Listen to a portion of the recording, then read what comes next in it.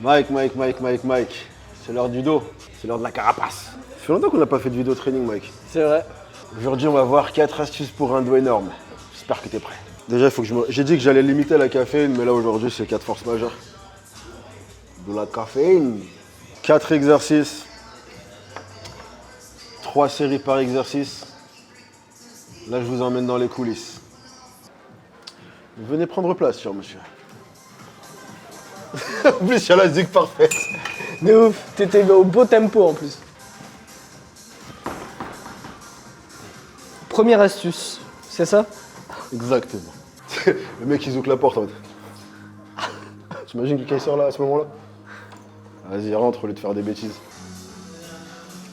T'as vu comment j'ai fait me prendre le truc? Je l'ai en direct, je l'ai en live. Tu l'as en live and direct?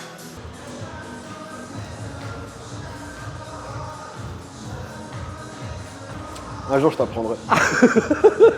Astuce numéro 1. Il faut quand même que cette vidéo soit un peu éducative, tu vois.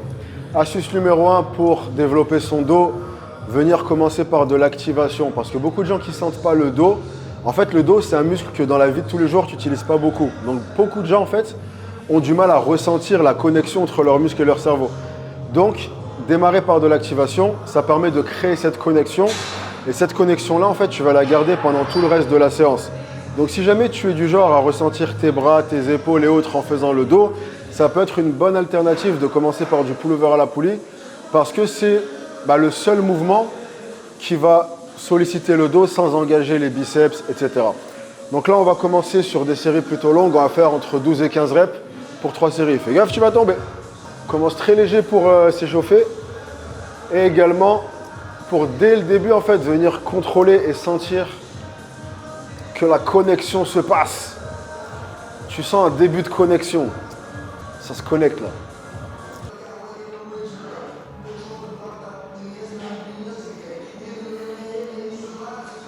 C'est très important, surtout quand on s'échauffe, de respecter la charge. Ce que j'entends par là, c'est que beaucoup de gens, quand ils s'échauffent, c'est un peu... Traite chaque série d'échauffement comme si c'était une série de travail. Donc même si tu es en train d'échauffer et que c'est léger, fais comme si c'était pas léger. Donc vraiment, pense à sentir la contraction, va chercher un étirement, fais une bonne amplitude et un tempo de travail qui est égal à celui de quand tu fais tes séries de travail. Ça se voit que c'est tôt ou ça se voit pas que c'est tôt? Bref, échauffez-vous bien.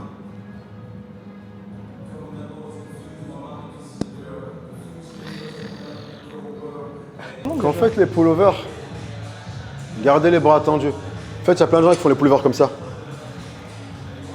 C'est pas un pullover, ça. Ça, c'est un sweatshirt. Oh! Astuce numéro 2. Travailler en unilatéral. En fait, quand tu vas travailler avec les deux côtés, le truc, c'est que par exemple, là, je peux pas étirer autant que je veux parce que l'autre côté gêne. Là, je peux pas contracter autant que je veux parce que l'autre côté gêne. Alors que si je viens à un seul côté, là, je peux chercher un très gros étirement parce que le côté n'est pas gêné. Là, je peux vraiment écraser, faire une grosse contraction. Maintenant, ça ne veut pas dire qu'il faut faire toutes tes...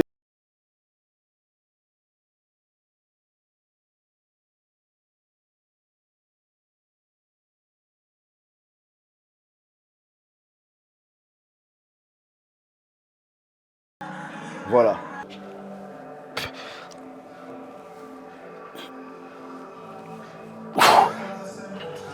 Ok.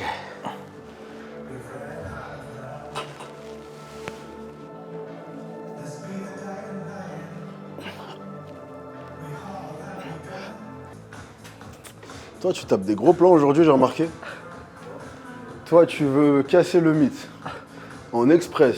Il faut qu'on leur montre le truc trop cool qu'on a trouvé. Et voilà. J'avais vu ça que dans les films.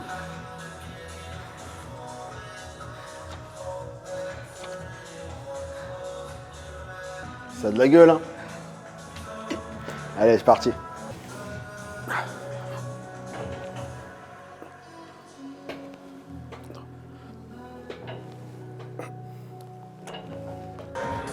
On gratte. Ah, tu filmes? J'ai filmé ton grattage de pec. J'espère.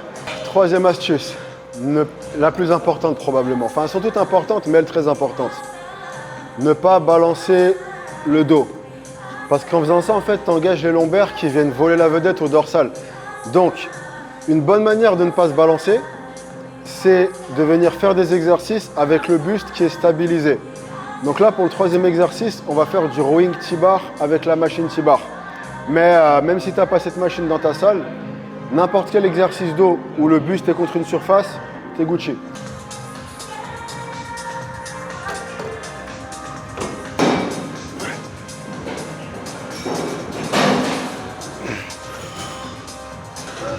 Ça commence à être du sérieux tout ça.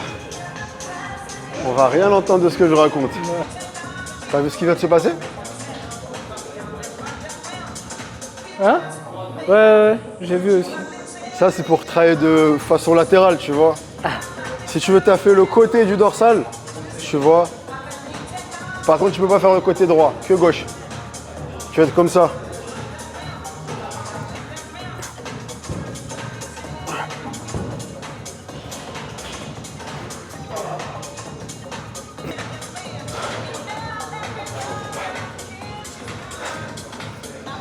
Ah bah.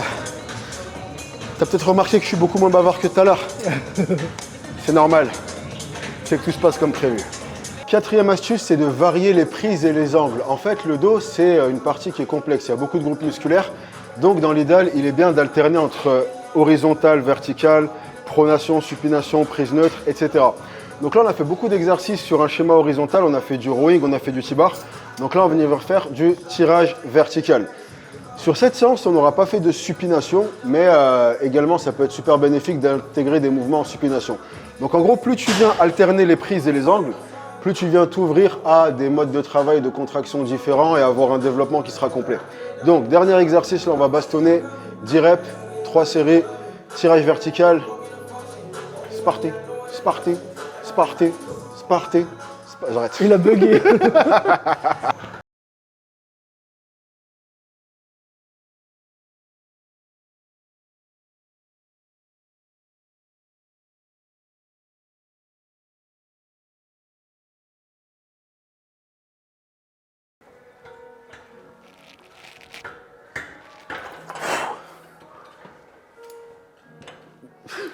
J'arrivais pas à te trouver, je me suis cogné à cause de toi. C'est ta faute.